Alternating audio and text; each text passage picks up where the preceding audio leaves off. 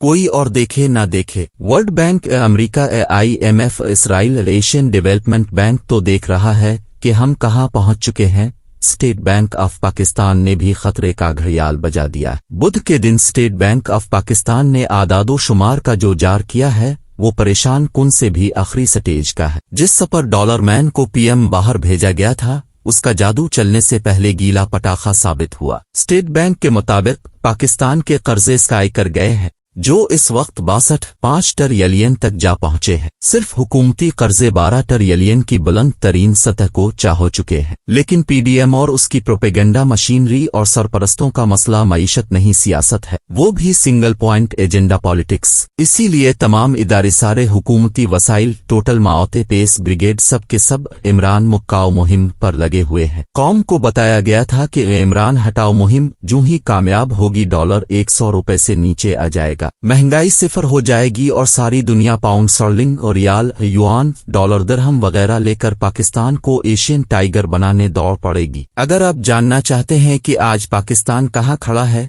तो किसी से भी मत पूछिए, बस आप स्टेट बैंक की रिपोर्ट खुद पढ़ लें। इमरान खान की जिंदगी अब भी खतरे में है। इसके चुनिंदा साथी इमाम जामिन बांध कर घर से निकलते हैं। सैलाब के मुतासरीन को सरकार ऐसे भूल गई है जैसे जले हुए गांव को जोगी भूल जाता है। अगले रोज एक पार्लियामानी कमेटी ने सैलाब मुतासरीन का डेटा और उनको मिलने वाली इमदाद की तलब की। सरकार का जवाब ते मुतासरीन के लिए सब अच्छा है मगर डेटा और माल कहां खर्च हुआ इसकी तफसील हम नहीं दे सकते। इसी दौरान डेली मेल के डेविड वाली मुकदमे में शहबाज शरीफ को लंदन के जज ने जुर्माना कर दिया। इससे बताया गया शहबाज शरीफ वजीर आजम बन गए हैं, लिहाजा अब अलिफा नून का अदालत में पेश होना मुमकिन नहीं रहा। London high court of justice के जस्टिस निकलिन ने वो कहा जो सुनने के लिए हमारे कान तरस गए। गोरे जस्टिस साहिब का कहना था कि ग्रेट का अदालत में वजीर आजम और आम आदमी के दरमियान कोई फर्क नहीं, कानून के सामने सब यकसां जवाब दे। शोरिश कश्मीरी भी इंसाफ के लिए तरसते और जुल्म के खिलाफ इस्दवान जिंदा तड़पते रहे। जंजन अदल के शहर में आगा अब्दुल करीम शोरिश को कहना पड़ा था, तरस गए हैं नवा हाय खुशनुमा के लिए, पुकार वादी खामोश से खुदा के लिए। इन दिनों जिस जरिए को कौमी मसाइल का हल करार दिया जा रहा है, इस सोच के 2 अदद ताज़ा नमूने यूं रिपोर्ट हुए हैं।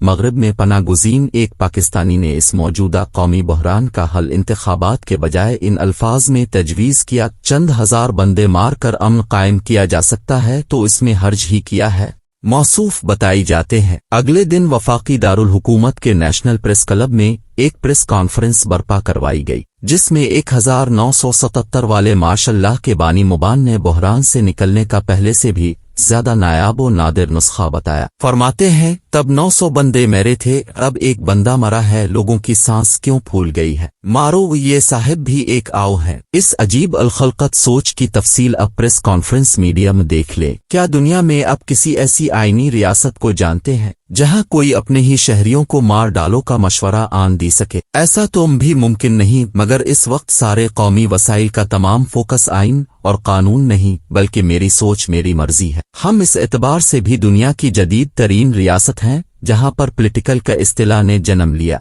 आला अदलिया के बहुत से फैसले पॉलिटिकल का हवाला देते हैं। इन दिनों भी सिर्फ एक लिर पर पॉलिटिकल पार्टी मुकदमात, आईनी पिटीशंस और की ढेर लगे हुए हैं। जिस तरह पाकिस्तान के दारुल हुकूमत को PDM के सियासी ढाबे ने 2 हिस्सों में तकसीम कर दिया है, आधा शहर रेड ही बाकी आधा इस्लामाबाद को ही। अशरों पहले से वसाइल की तकसीम में 2 पाकिस्तान हुआ करते थे, एक वो पाकिस्तान जो वसाइल पैदा करता था और दूसरा पाकिस्तान वो जो सबके वसाइल पर पैदागिरी करता था, बेरहम करप्शन करता था और आजादाना मनी लॉन्ड्रिंग करता था। अब नई तकसीम सामने आई है। एक पाकिस्तान वो है जिसमें तकरीर, TV टॉक्स, ब्लॉग, एहतजाज, मुजाहरे और ट्वीट पर पर्चे होते हैं, जबकि दूसरा पाकिस्तान वो है जिसमें अगवा, कत्ल, कैमरों के सामने दर्जनों लोगों पर सीधी फायरिंग, शहरियों को कत्ल करने की तरगीब, धमकी और मशवरे समेत किसी चीज का पर्चा नहीं हो सकता। मितजता हमारे थाने भी अमीर हो गए, जहां गुरबन शहर के लिए एहतराम की किल्लत और कानूनी रिलीफ के बजाय जिल्लत का 1 विंडो ऑपरेशन होता है,